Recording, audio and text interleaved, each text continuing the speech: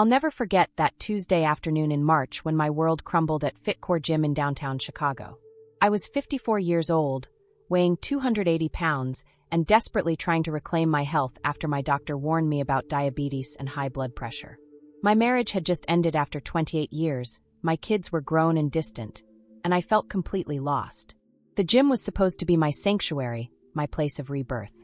Instead, it became the scene of the most humiliating moment of my entire life. I had been working with a personal trainer named Derek for exactly 3 weeks.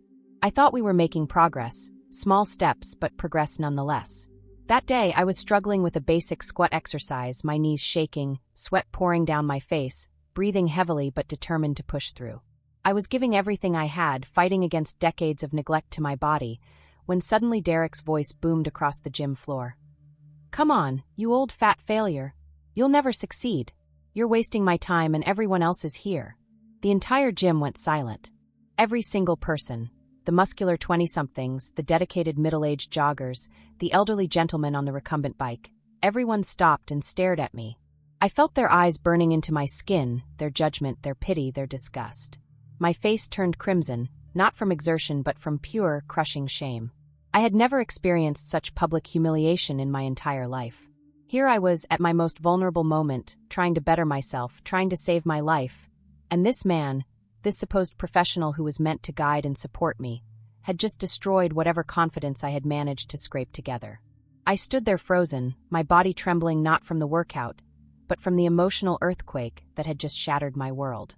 The other gym members quickly looked away, pretending they hadn't witnessed my humiliation, but I could feel their discomfort, their second-hand embarrassment for me. Some whispered among themselves, others simply resumed their workouts with renewed intensity, as if trying to erase what they had just seen and heard. If this story of a courageous plus-size woman has already moved you, hit that like button now so more people can watch this video. My name is Margaret Thompson, and before that devastating day at the gym, I was what many would consider a successful suburban mom who had lost her way. For 28 years, I had been married to Robert, a corporate lawyer who worked 16-hour days and barely acknowledged my existence unless he needed his shirts ironed or a dinner party organized for his colleagues. I had raised 2 children, Sarah, now 26 and living in Seattle, and Michael, 24 and pursuing his medical degree in Boston. Both were thriving in their own lives, which filled me with pride, but also with a profound emptiness. Throughout my marriage, I had been the perfect wife according to society's standards. I managed the household, volunteered at the children's schools, organized charity fundraisers, and maintained our social calendar. But somewhere along the way, I had completely lost myself. Food became my companion during lonely evenings when Robert worked late, my comfort during teenage drama with the kids, my celebration during rare happy moments, and my solace during the increasingly frequent fights with my husband about money, intimacy, and our growing distance from each other. The weight had crept up gradually over 2 decades. In college, I had been a size 12, curvy but confident. After Sarah was born, I jumped to a 16. After Michael, I settled into an 18. During the stressful teenage years, I hit a 22. But it was during the last 5 years of my marriage, as Robert became increasingly cold and critical, that I ballooned to a size 28. I stopped looking in mirrors, stopped buying new clothes, stopped taking photos with my family. I became invisible in my own life.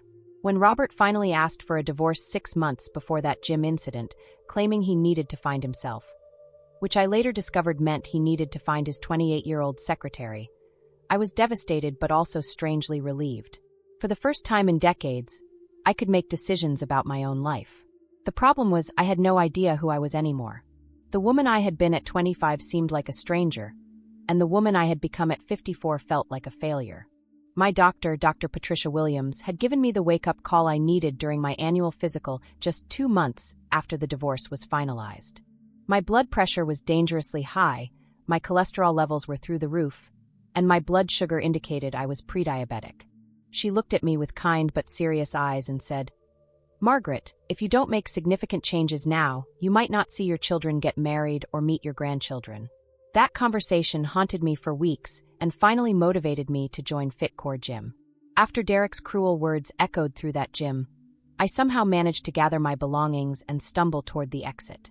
My hands were shaking so violently I could barely grip my water bottle and towel.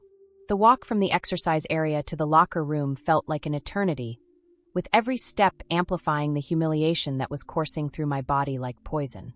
I could still hear his voice. "Old fat failure, you'll never succeed."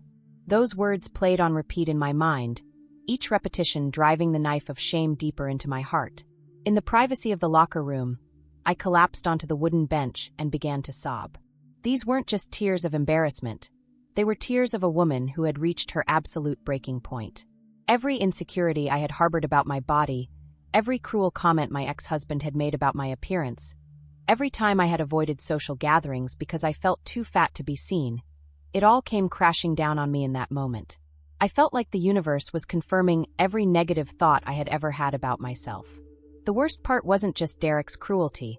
It was the realization that I had put myself in that vulnerable position in the first place. I had dared to hope that I could change, that I could become healthier, that I could transform my life.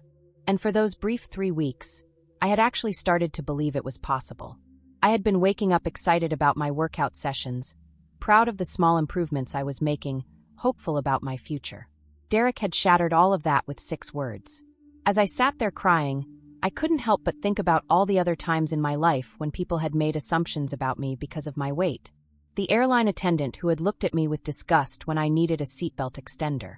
The salesperson at the department store who had loudly announced that they didn't carry my size. The neighbor who had commented that I let myself go after seeing old photos from my wedding. But none of those moments had prepared me for this level of public humiliation from someone who was supposed to be helping me. I called my sister Janet from the parking lot, barely able to speak through my tears. She lived 3 hours away in Milwaukee, but she could hear the devastation in my voice. "Maggie," she said, using my childhood nickname, "what happened? You sound completely broken." When I managed to tell her what Derek had said, there was a long silence before she whispered, "Oh honey, I'm so sorry. But please don't let that bastard win. Please don't give up on yourself because of one cruel person." But in that moment, giving up felt like the only option I had left. Derek's cruelty wasn't an isolated incident. It was the culmination of a lifetime of weight-related humiliation that had slowly eroded my self-worth.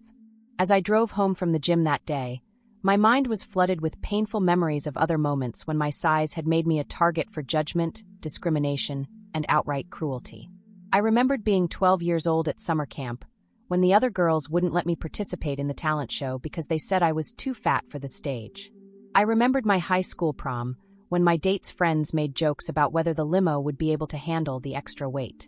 I remembered job interviews where potential employers' eyes would travel up and down my body with barely concealed disgust, and I could see their decision being made before I even spoke a word. During my marriage, Robert's family had been particularly cruel.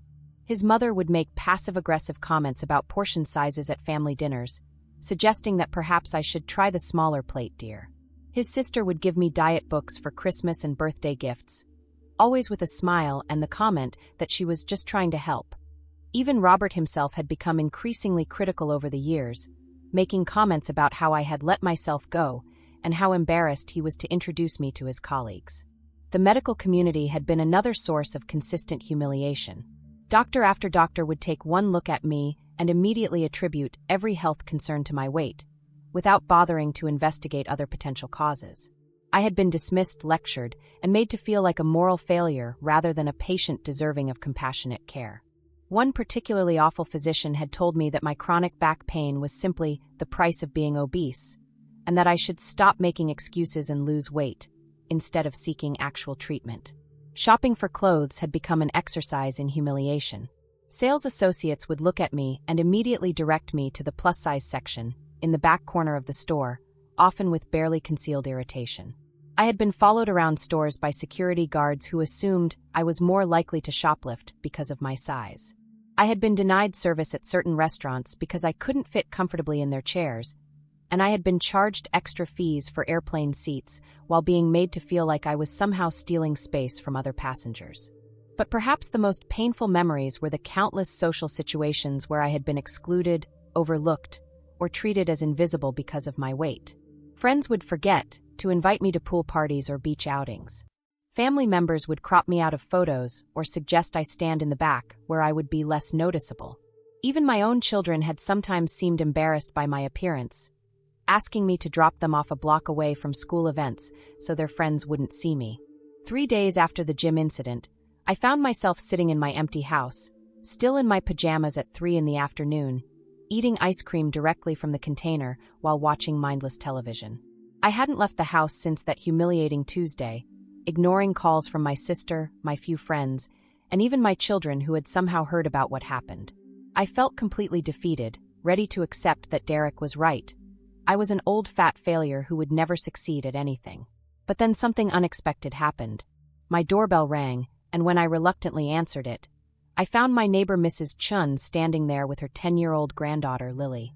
Mrs. Chun was in her 70s, a tiny woman who had immigrated from Taiwan and spoke limited English, but she had always been kind to me. Lily was holding a plate of homemade cookies and looking up at me with curious, innocent eyes. "Mrs. Thompson," Lily said in her clear, sweet voice, "Grandma wanted to bring you cookies because she said someone was mean to you at the exercise place. She wants you to know that you're brave for trying to get healthy, and she thinks you're beautiful just the way you are." Mrs. Chun nodded enthusiastically and patted my arm, saying something in Chinese that sounded encouraging even though I couldn't understand the words. As I looked down at this small child who saw goodness in me when I couldn't see it in myself, something shifted deep inside my soul. Here was someone who didn't judge me based on my size, who actually thought I was brave for trying to improve my health. And her grandmother, this elderly woman who had probably faced her own share of discrimination as an immigrant, was taking the time to show me kindness when I felt completely worthless. After they left, I sat at my kitchen table with those cookies and began to really think about my situation. Yes, Derek had been incredibly cruel, and yes, I had faced a lifetime of weight-related discrimination. But I suddenly realized that giving up now would mean that all those cruel people would win. It would mean that my health would continue to deteriorate, that I would never discover what I was truly capable of achieving, and that I would spend the rest of my life living in fear and shame. I thought about my children and how I wanted to be healthy enough to be an active part of their adult lives. I thought about all the dreams I had deferred because I didn't feel worthy of pursuing them. I thought about the other women who might be facing similar struggles and how my surrender would do nothing to help them. Most importantly, I thought about the woman I used to be and the woman I still had the potential to become. That evening, I made a decision that would change everything. I wasn't going to let Derek or anyone else define my worth or determine my future. I was going to prove them wrong, not for them, but for myself and for every other woman who had ever been made to feel less than worthy because of her size. The next morning, I woke up before dawn with a sense of purpose I hadn't felt in years. Instead of wallowing in self-pity, I was going to take action. My first decision was that I would never again put myself in a position where someone like Derek could humiliate me. I was going to take control of my fitness journey on my own terms, in my own way, and at my own pace. I started by doing something I hadn't done in months. I looked at myself honestly in the full-length mirror in my bedroom. Yes, I was significantly overweight. Yes, I was out of shape. Yes, I had a long journey ahead of me. But I also saw strength in my eyes that had been missing for far too long. I saw determination, resilience, and a spark of the woman I used to be before life wore me down. My first concrete step was to cancel my membership at FitCore Gym. I drove there during off-peak hours to avoid seeing Derek or any of the people who had witnessed my humiliation. The young woman at the front desk tried to convince me to stay, offering various incentives, but I firmly explained that the environment was not supportive of my goals. I didn't mention the incident. I didn't want to give Derek any more power over my story than he had already taken.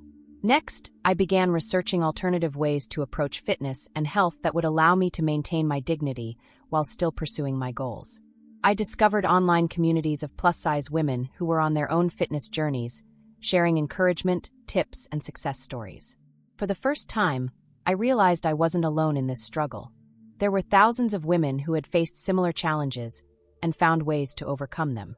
I decided to start with home workouts using YouTube videos specifically designed for beginners and plus-size individuals.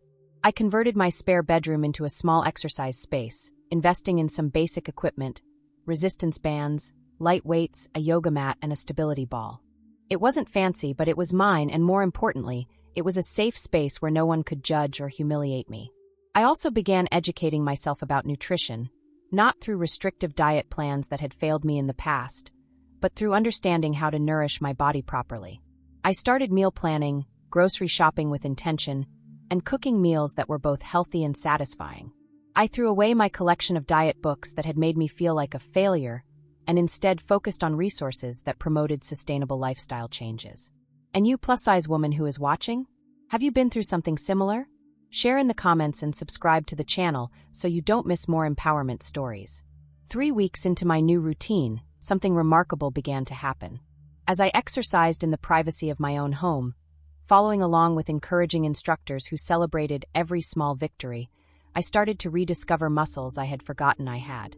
More importantly, I began to rediscover mental strength that had been buried under years of self-doubt and external criticism.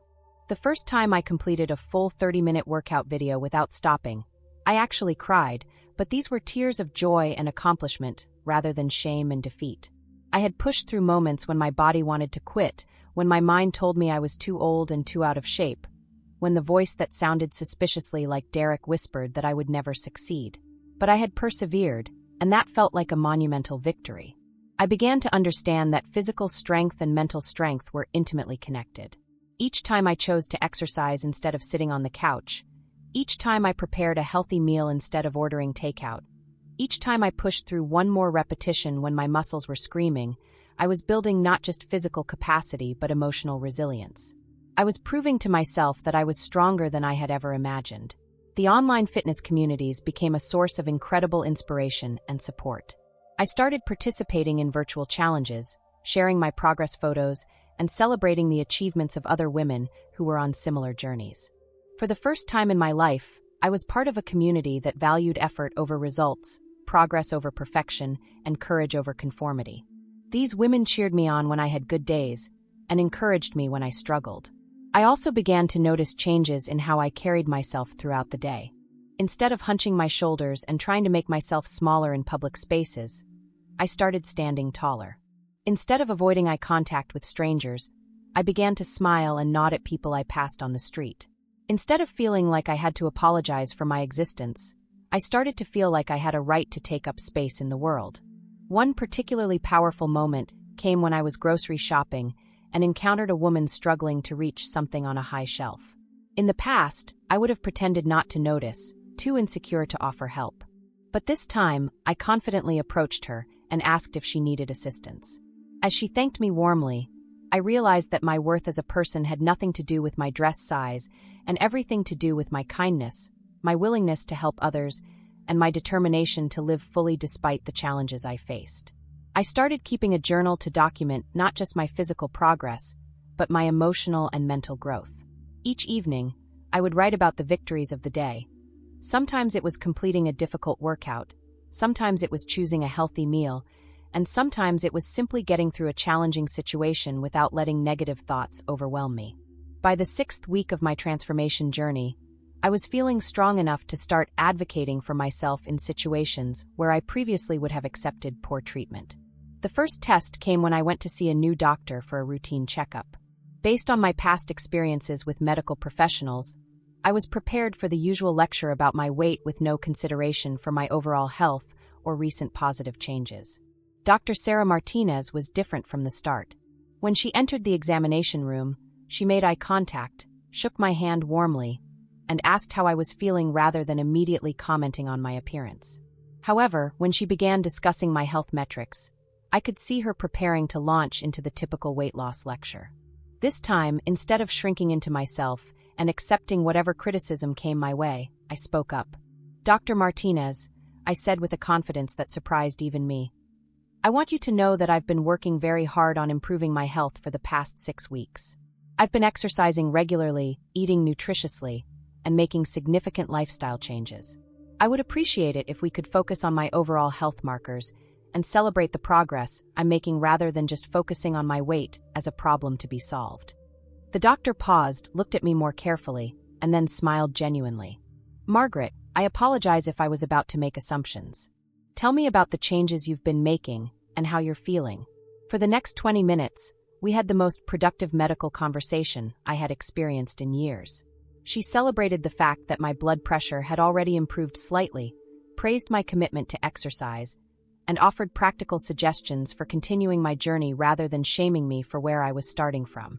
The next act of self-advocacy came at a restaurant where I was meeting my sister Janet for lunch. The hostess took one look at me and began leading us toward a table in the back corner of the restaurant, assuming I would want to hide. "Excuse me," I said politely but firmly. "We'd prefer a table by the window if one is available." The hostess seemed surprised but accommodated my request. Janet looked at me with amazement and whispered, "I've never seen you speak up like that before. It's wonderful." Later that week, I had an even more challenging situation to navigate. While shopping for some new workout clothes to replace my old, worn-out gear, a sales associate approached me with what she probably thought was helpful advice. "Ma'am, the plus-size section is over there," she said, pointing toward the back of the store. "You might find better options there." Instead of slinking away in embarrassment as I would have done in the past, I looked her directly in the eye and said, "Thank you, but I'm quite capable of finding what I need. I'd appreciate it if you could treat me like any other customer." The most significant act of self-advocacy came when I decided to address the situation with Derek and Fitcore Gym directly. I had been avoiding that part of town entirely since the incident, but I realized that my avoidance was giving him continued power over my life.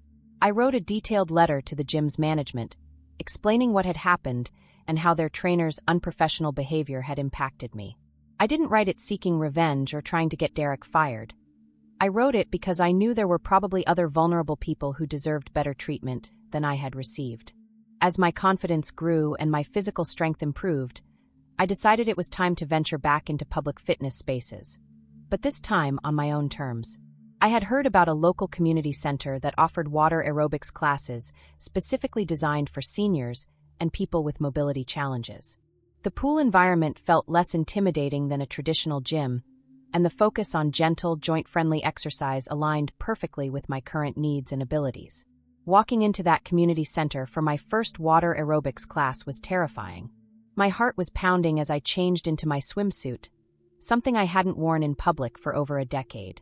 I had to fight the urge to wrap a towel around myself and run back to my car. But I had come too far to let fear stop me now. I reminded myself that I belonged in that space as much as anyone else, and that taking care of my health was not something I should feel ashamed about. The instructor, Maria, was a woman in her 60s who radiated warmth and encouragement. She welcomed me to the class without any comments about my size or fitness level, and she modified exercises to accommodate everyone's needs and abilities. For the first time since my gym humiliation, I was in a fitness environment where I felt truly supported and valued. However, not everyone in my life was supportive of my transformation journey. Some of my longtime friends seemed uncomfortable with my new confidence and lifestyle changes. A few made passive-aggressive comments about how I was becoming obsessed with health and fitness, suggesting that I was somehow judging their choices by making different ones for myself. One friend actually told me that I was getting too big for my britches, and that I should be careful not to get ahead of myself. These comments stung because they came from people I had expected to support my positive changes. I realized that some people in my life had become comfortable with my lack of self-confidence because it made them feel better about their own insecurities. My transformation was challenging them to examine their own lives, and not everyone was ready for that level of self-reflection. The most difficult challenge came when my ex-husband Robert contacted me after hearing about my lifestyle changes from our children. He suggested that we meet for coffee to discuss co-parenting issues, but it quickly became clear that he had other motives. "I have to say, Margaret, you're looking different," he said in a tone that was supposed to sound complimentary but felt condescending. "I'm proud of you for finally taking care of yourself. Maybe if you had done this during our marriage, things might have been different." His words were like a slap in the face, implying that I was somehow responsible for the failure of our marriage because of my weight. In the past, I might have accepted this blame and felt guilty about my appearance. But now, with months of personal growth behind me, I saw his comment for what it really was, an attempt to maintain control over my self-perception and to avoid taking responsibility for his own failures as a husband and partner. "Robert," I said calmly but firmly, "my health journey is about me taking care of myself for my own well-being and happiness. It has nothing to do with you or our failed marriage. Our relationship ended because of fundamental incompatibilities and your choices, not because of my dress size. I would appreciate it if you would keep your opinions about my appearance to yourself going forward." The shocked expression on his face told me that he had never expected this level of assertiveness from me. For 28 years, I had accepted his criticism and judgment without question. This new version of myself was not going to allow anyone, not even the father of my children, to diminish my worth or undermine my progress. 6 months into my transformation journey, I experienced a breakthrough that went far beyond physical changes. I had been steadily losing weight and gaining strength, but more importantly, I had been rebuilding my relationship with myself from the ground up. The woman who had been humiliated in that gym was beginning to feel like a stranger, someone I used to be rather than someone I still was. I started practicing what I called mirror work, spending time each morning looking at myself and speaking words of encouragement and appreciation rather than criticism and shame. At first, this felt incredibly awkward and fake. I had spent decades pointing out my flaws and shortcomings every time I caught my reflection. But gradually, I began to notice things I liked about myself. My eyes had a new sparkle, my posture was improving, my smile was more genuine. One pivotal moment came when I was trying on clothes in a department store. For the first time in years, I had dropped enough sizes to shop in the regular women's section rather than being relegated to the plus-size corner. As I stood in that fitting room, looking at myself in a dress that actually fit properly and made me feel attractive, I began to cry. But these weren't tears of shame or frustration, they were tears of recognition. I was seeing myself as a woman worthy of beautiful clothes, worthy of taking up space, worthy of feeling good about her appearance. I decided to celebrate this milestone by scheduling a professional photo shoot, something I had avoided for decades. The photographer, Lisa, specialized in working with women who were rebuilding their confidence after major life changes. She created an environment where I felt safe, beautiful, and valued. When I saw the final images, I was amazed to see a strong, confident, radiant woman looking back at me. For the first time in my adult life, I loved how I looked in photographs. Around this time, I also began to notice how differently people were responding to me in social situations. It wasn't just because I had lost weight, it was because I carried myself differently.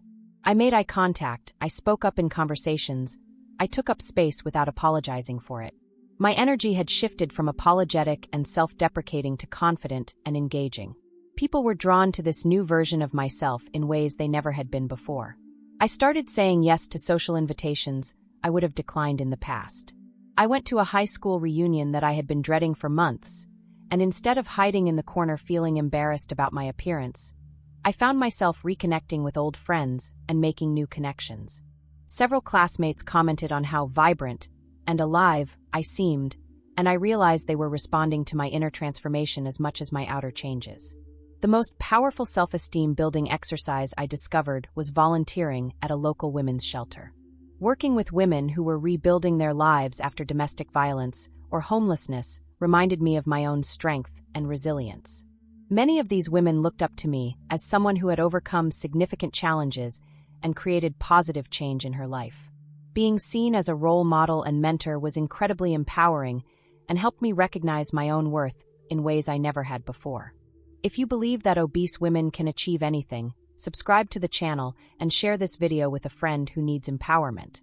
As my confidence and capabilities grew, I began to see problems in my community through new eyes. Instead of simply accepting limitations and barriers that plus-size women faced, I started brainstorming solutions and taking action to create positive change. My personal transformation was inspiring me to think about how I could help other women who were facing similar challenges. My first innovation came from my own struggle to find appropriate workout clothes. During my fitness journey, I had been frustrated by the limited options available for plus-size women who wanted to be active. Most athletic wear in larger sizes was either frumpy and unflattering or cheaply made and uncomfortable. I started sketching designs for workout clothes that would be both functional and fashionable for women like myself. What began as personal doodling turned into serious research. I spent hours online studying the athletic wear market, reading reviews from plus-size women about their experiences with different brands, and identifying gaps in the market that weren't being addressed. I discovered that there was a significant demand for high-quality, stylish athletic wear for women's sizes 16 and up, but very few companies were meeting this need effectively.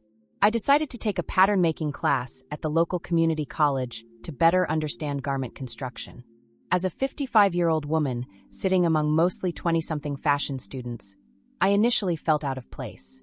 But my instructor, Professor Rodriguez, was incredibly encouraging and helped me see that my real-world experience as a plus-size woman gave me valuable insights that my younger classmates lacked.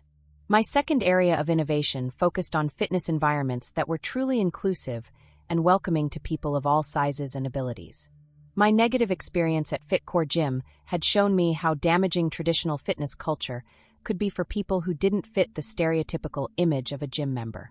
I began researching alternative approaches to fitness programming that prioritized health and wellness over appearance and performance metrics. I started attending city council meetings and community planning sessions, advocating for more accessible recreation facilities and programs. I proposed the creation of body-positive fitness classes that would focus on movement and strength rather than weight loss and appearance. I argued that our community was missing opportunities to serve a significant portion of the population who had been excluded from traditional fitness offerings. The response to my advocacy was mixed, but mostly positive. Some council members were genuinely interested in making recreation programs more inclusive, while others seemed skeptical about whether there was really demand for these types of services. I realized that I would need to demonstrate the viability of my ideas through action rather than just words. I also began developing what I called confidence workshops for plus-size women in my area. Drawing on my own journey from humiliation to empowerment, I created a curriculum that addressed the emotional and psychological aspects of health and wellness that were often ignored in traditional fitness programs. These workshops would cover topics like developing self-advocacy skills, building body confidence, navigating social situations, and creating sustainable lifestyle changes. 12 months after the Derek incident, I achieved several milestones that would have seemed impossible during my darkest moments. The most obvious victory was physical. I had lost 85 pounds through consistent exercise and nutritious eating, dropping from a size 28 to a size 18. But the physical changes, while significant, were actually the least important of my transformations. My first business victory came when I successfully pitched my athletic wear concept to a small local manufacturer.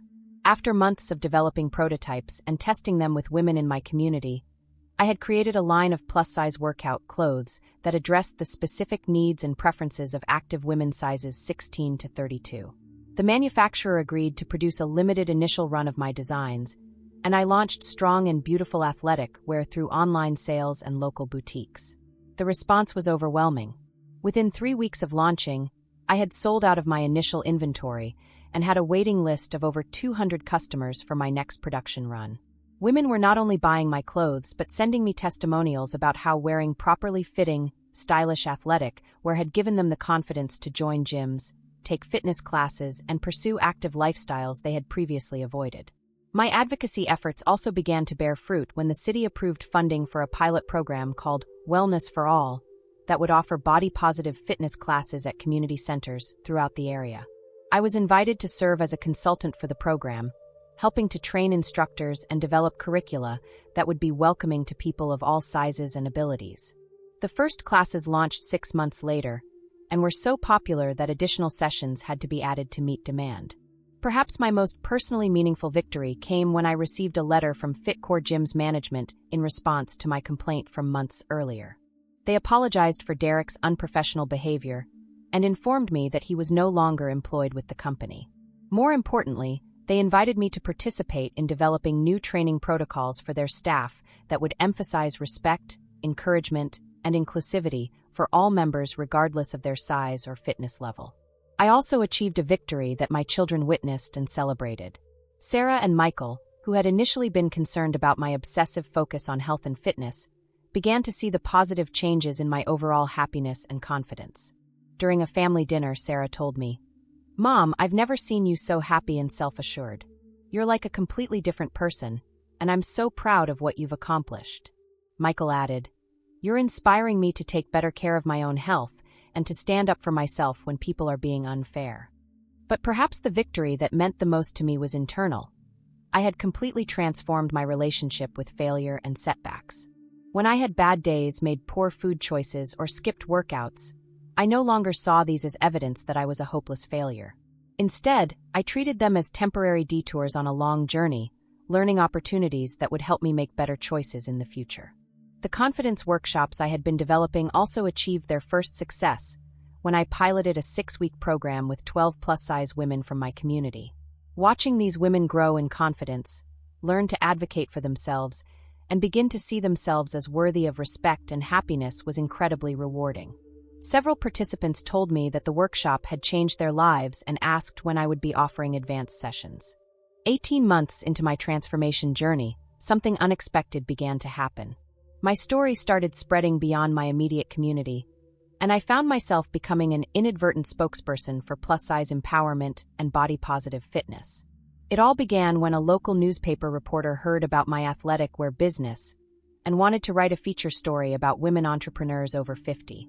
During the interview, I shared the story of Derek's humiliation and how it had ultimately sparked my transformation.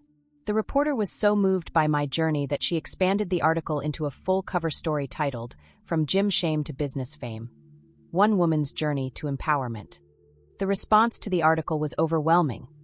I received hundreds of emails and phone calls from women across the country who had experienced similar humiliation and discrimination because of their size.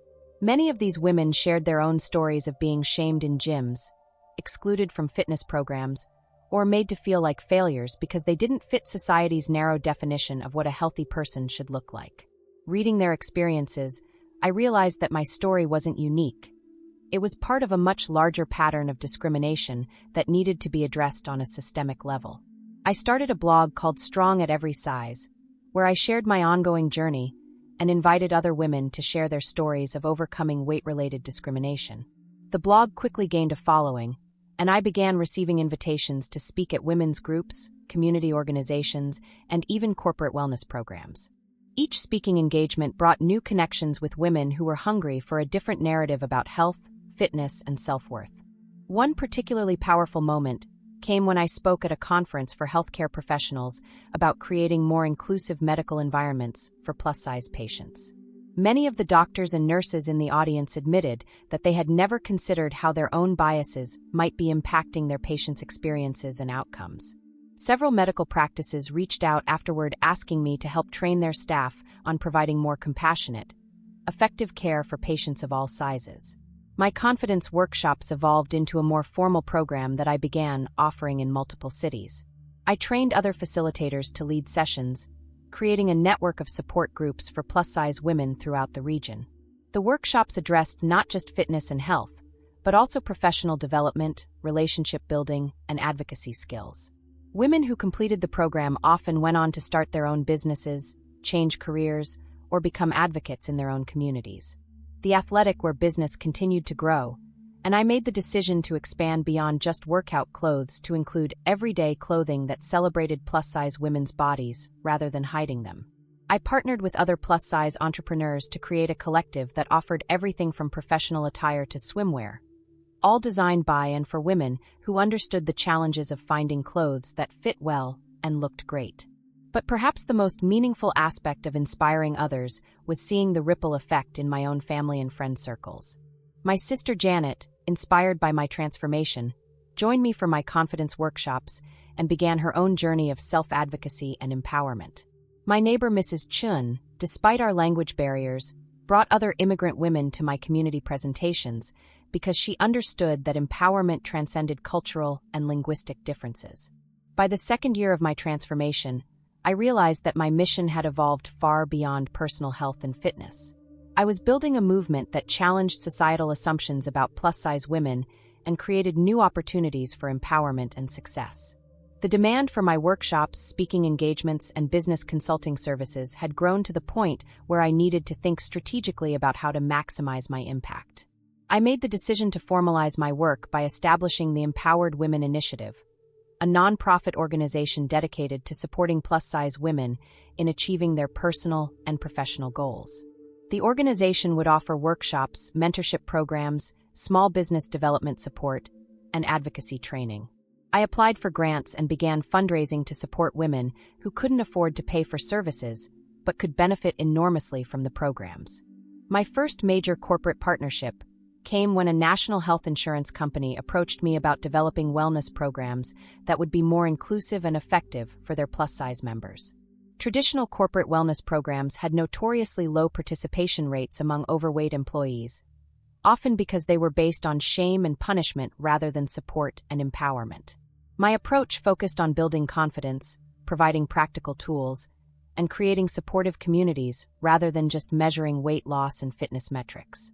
The pilot program I developed was implemented in 5 companies across 3 states, reaching over 2,000 employees.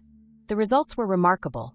Not only did participants show improvements in health markers like blood pressure and cholesterol, but they also reported higher job satisfaction, better relationships with colleagues, and increased confidence in pursuing promotions and new opportunities. The insurance company was so impressed with the outcomes that they contracted with me to develop a nationwide program. I also began working with colleges and universities to address the mental health and wellness needs of plus-size students. Campus health centers were often poorly equipped to serve students who didn't fit traditional fitness and health models, and many plus-size students avoided seeking help because they anticipated judgment and discrimination. I developed training programs for campus health professionals and created peer support networks that helped students navigate both academic and social challenges related to their size. My Athletic Wear business reached a major milestone when a national retail chain approached me about carrying my designs in their stores. This was both exciting and terrifying. It represented the potential to reach thousands more women, but it also meant giving up some control over how my products were marketed and sold. After months of negotiations, I agreed to a partnership that allowed me to maintain the integrity of my brand while dramatically expanding its reach. The expansion into retail brought new challenges, but also new opportunities to educate consumers and retailers about the needs and preferences of plus-size customers. I insisted on training sales staff at stores that carried my line, ensuring that they understood how to provide respectful, helpful service to customers of all sizes. I also developed point-of-sale materials that celebrated the strength and beauty of plus-size women rather than promising to hide or minimize their bodies. Perhaps most importantly, I began to see other women stepping into leadership roles within the movement I had helped create. Several graduates of my confidence workshops started their own businesses, advocacy organizations, and support groups. The movement was becoming bigger than any one person or organization, which was exactly what needed to happen for lasting change to occur. Do you see how a determined overweight woman can change not only her own life, but other people's lives too? Subscribe to the channel and hit the bell for more stories like this. 3 years into my journey, I faced my most significant test yet. The success of my business and advocacy work had brought national attention, which also meant facing criticism and backlash from people who disagreed with my body-positive message. I began receiving hate mail from people who accused me of promoting obesity and encouraging unhealthy lifestyles. Some critics argued that my focus on self-acceptance was dangerous and that I should be pushing harder for weight loss rather than empowerment. The criticism was painful and sometimes frightening. Online trolls would find photos of me from my heaviest weight and use them to mock my message and question my credibility. Some people claimed that because I had lost weight during my transformation, I was a hypocrite for promoting body acceptance. Others argued that my success was only possible because I had gotten thin, and that plus-size women who remained larger couldn't achieve similar empowerment. These attacks forced me to clarify and strengthen my message. I wasn't promoting obesity or discouraging people from pursuing health. I was advocating for treating all people with dignity and respect regardless of their size, and for defining health in broader terms than just weight. I was arguing that shame and humiliation were ineffective motivators for positive change, and that empowerment and self-acceptance were much more likely to lead to sustainable improvements in overall well-being. The most devastating challenge came when my own daughter Sarah expressed concerns about my work during a family gathering. "Mom," she said hesitantly, "I'm proud of what you've accomplished, but I'm worried that you're becoming too focused on this obesity thing. Some of my friends think you're encouraging people to stay unhealthy, and I don't know how to respond to them." Her words hit me harder than any criticism from strangers because they came from someone I loved and respected. I spent weeks reflecting on Sarah's concerns and examining my own motivations and messages. Was I inadvertently discouraging people from pursuing health improvements? Was my emphasis on body acceptance preventing people from making positive changes? After deep soul-searching and conversations with other advocates, healthcare professionals, and program participants, I realized that my message was actually more nuanced and effective than my critics understood. The women who participated in my programs weren't avoiding health improvements. They were achieving them through sustainable, compassionate approaches rather than through shame and self-hatred. They were developing better relationships with food, finding joy in movement, improving their mental health, and creating supportive communities. Many were achieving physical health improvements as well, but these were occurring as natural byproducts of overall wellness rather than as the primary focus. I decided to address the criticism head-on by commissioning an independent research study of my program participants. The study, conducted by a university public health department, tracked participants for 2 years and measured not just weight changes, but also blood pressure, cholesterol, depression scores, self-efficacy measures, and quality of life indicators. The results vindicated my approach. Participants showed significant improvements across all health measures, regardless of whether they lost weight. Another major challenge arose when a competitor launched a similar business, but marketed their products with before and after photos and weight loss promises, rather than empowerment messages. Their approach was gaining market share and making some of my retail partners question whether my body-positive marketing was hurting sales. I had to make difficult decisions about staying true to my values, even when it might mean lost revenue and reduced market presence. The temptation to compromise my message for broader appeal was real, but I ultimately decided that my integrity was worth more than market share. I doubled down on my empowerment-focused approach and found new retail partners who shared my values. Over time, this decision proved wise as consumers increasingly sought authentic brands that aligned with their values rather than just promising quick fixes. For years after Derek's humiliating words had shattered my world, I experienced a breakthrough that transformed not just my life, but the entire landscape of plus-size wellness and empowerment. It began with an unexpected phone call from a producer at a major television network who had heard about my work and wanted to feature my story on a national talk show. The invitation was both thrilling and terrifying. Speaking to small groups and even corporate audiences was one thing, but sharing my story with millions of television viewers felt overwhelming. What if I stumbled over my words? What if viewers responded negatively? What if I somehow undermined the movement I had worked so hard to build? Despite my fears, I knew this was an opportunity to reach women who desperately needed to hear that transformation was possible even after devastating setbacks. The day of the taping, I sat in the green trailer outside the studio, looking at myself in the mirror and remembering that broken woman who had fled the gym in shame 4 years earlier. The contrast was stark, not just in my physical appearance, but in my entire presence and energy. I was wearing one of my own designs, a beautiful jacket that celebrated my curves rather than hiding them, and I felt genuinely confident about my message and my story. The interview exceeded my wildest expectations. The host was genuinely interested in my journey and asked thoughtful questions that allowed me to share both the painful and triumphant aspects of my transformation. When I described Derek's cruelty and my initial devastation, I could see tears in the eyes of audience members. When I talked about rebuilding my life and empowering other women, the audience erupted in applause that went on for nearly a minute. But the real magic happened after the show aired. Within hours, I was receiving thousands of emails, social media messages, and phone calls from women across the country and around the world who had seen the interview and felt inspired to start their own transformation journeys. Many shared their own stories of humiliation and discrimination, but also their determination to overcome these experiences and create better lives for themselves. More importantly, the exposure led to opportunities one had never imagined. A major publishing house reached out about writing a book that would combine my personal story with practical guidance for other women facing similar challenges. A documentary filmmaker wanted to follow my work for a year to create a film about the body-positive movement. Several universities invited me to develop curriculum for courses on inclusive health and wellness approaches. The television appearance also attracted the attention of other successful plus-size women who had been working on similar issues in their own fields. A group of us began meeting regularly to coordinate our efforts and amplify our collective impact. This collaboration led to the creation of the Plus Size Success Network, a coalition of entrepreneurs, advocates, healthcare professionals, and educators working to create systemic change in how society treats and supports plus-size individuals. Perhaps most significantly, the national exposure brought me to the attention of Derek himself.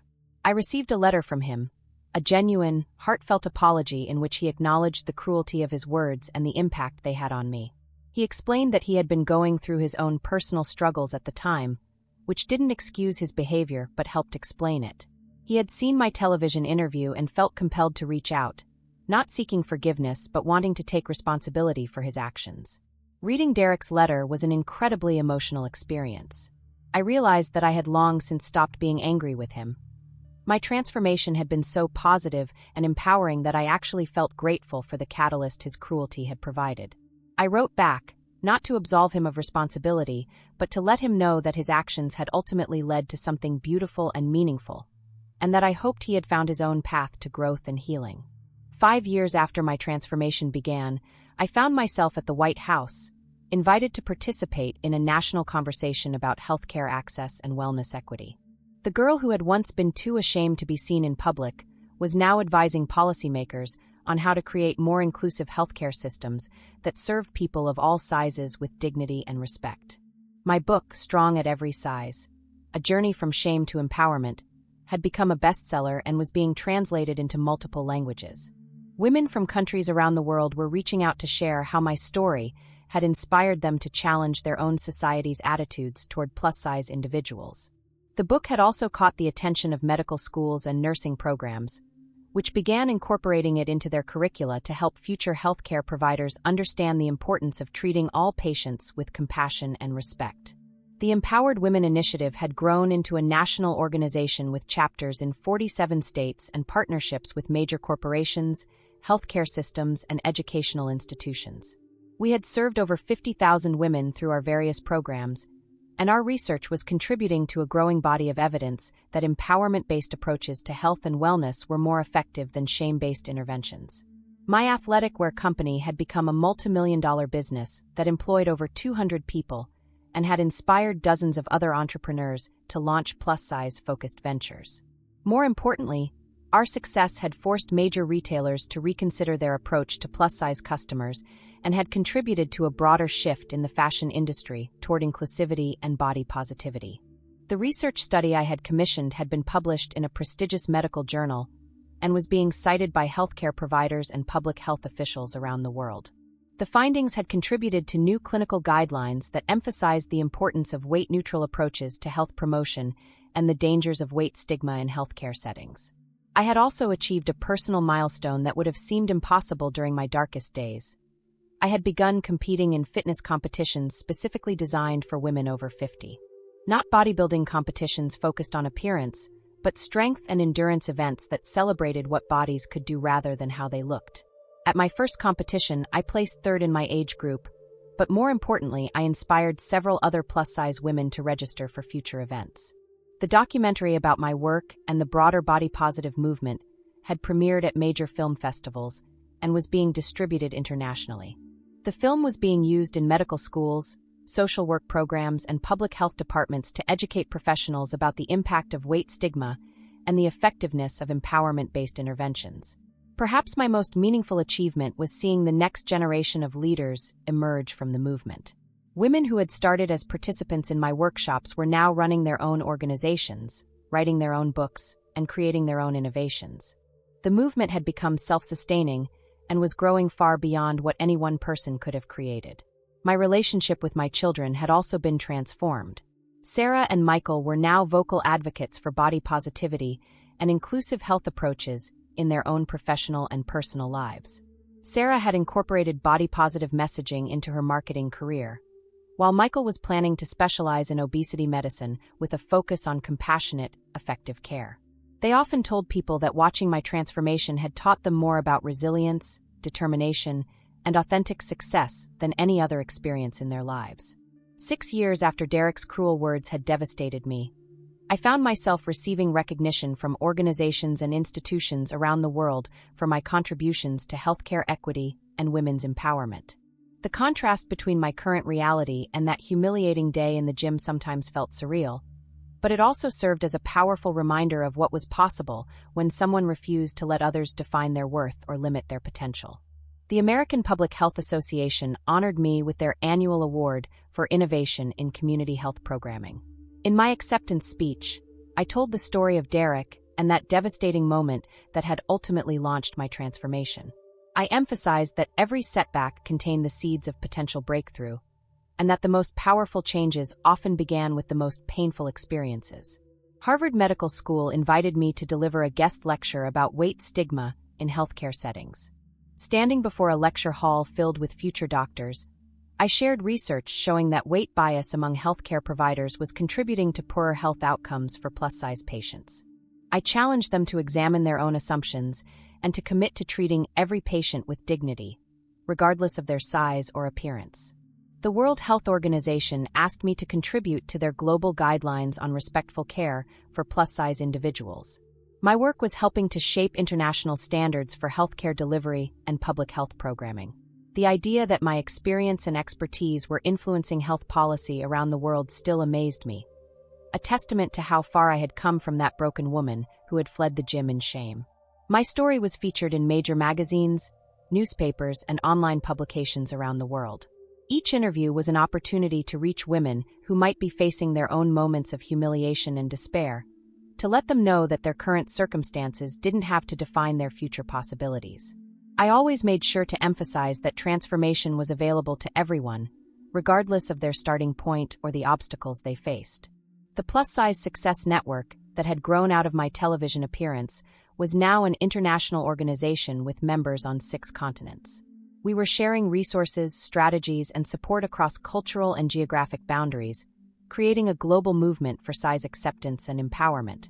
The annual conference we organized drew thousands of participants and was becoming a major force for change in multiple industries and sectors.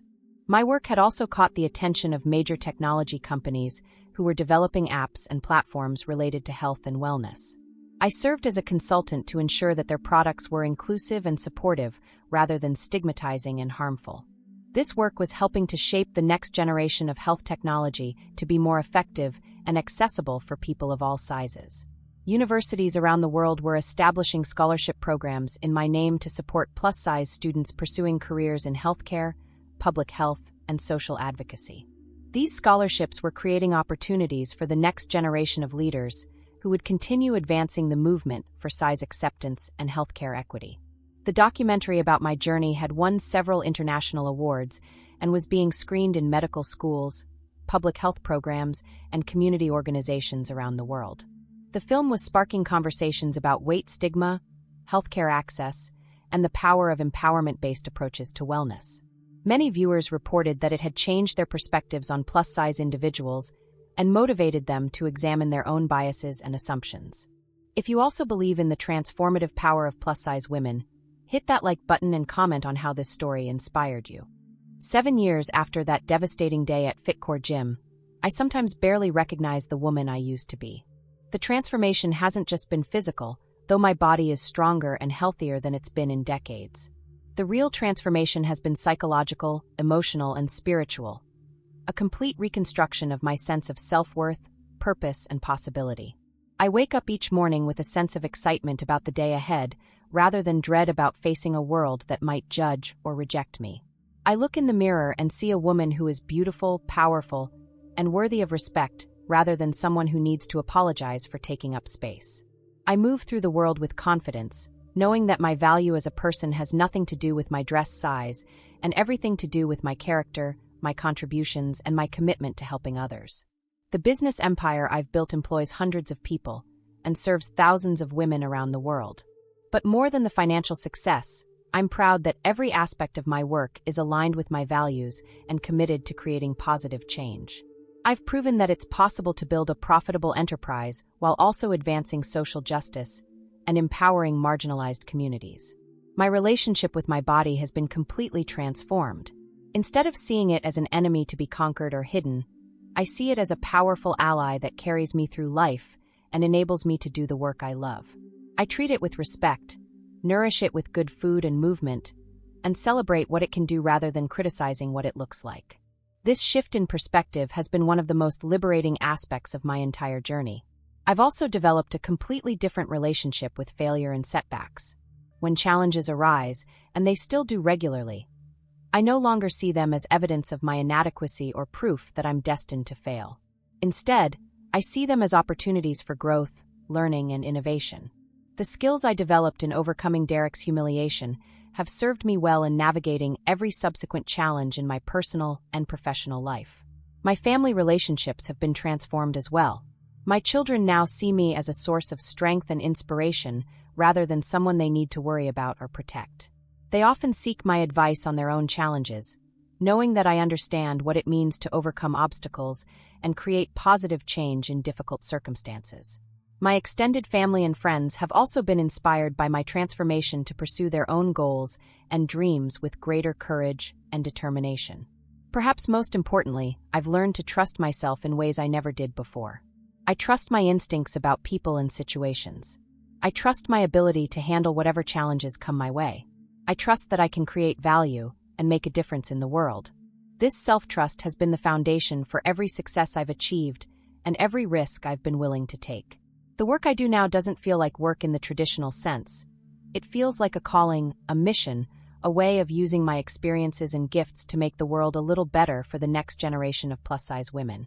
Every woman who finds her voice through my workshops, every business that adopts more inclusive practices because of my advocacy, every healthcare provider who learns to treat plus-size patients with greater respect.